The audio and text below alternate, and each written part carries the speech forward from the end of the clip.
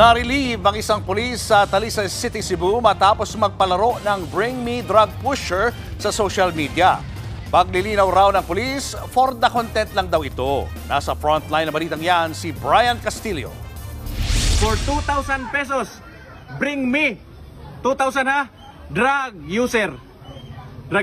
And for 5,000 pesos, dali ko ninyo og street level drug pusher. Parang palaro lang sa birthday party ang gimmick ng pulis na yan sa Talisay City, Cebu. Ang Bring Me Challenge ng mamang pulis, pinost niya sa sarili niyang Facebook page. 2,000 pesos daw ang premyo na makapagpapadala sa kanya ng isang drug user. At 5,000 naman kapag tulak ng droga ang naibigay sa kanya.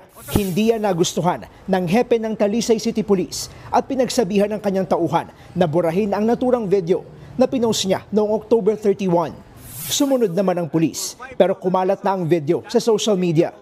Nakarating na rin ito sa pamunuan ng PNP. Siya po ay nasa administrative relief bayon po sa kanyang chief of police. Pina-take down na po yung kanyang account. Paglilinaw pa ni Acting PNP Chief Police Lieutenant General Jose Melencio Nartates, walang ganitong klaseng utos sa kanilang hanay. Yan po ay personal initiative niya at pinost siya po sa kanyang personal account. Compliance sa police operational procedures. And so, the ACG and the IDM now conducts appropriate investigation for the act that he commits.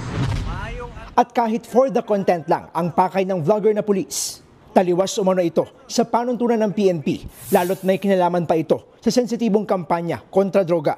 Lahat din daw ng pulis may mga dapat sunding alituntunin sa paglalabas ng content sa social media.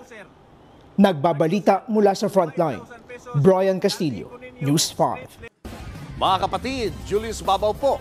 Para sa komprehensibo at makabuluhang balitaan at talakayan, mag-follow at mag-subscribe na sa social media pages ng News 5.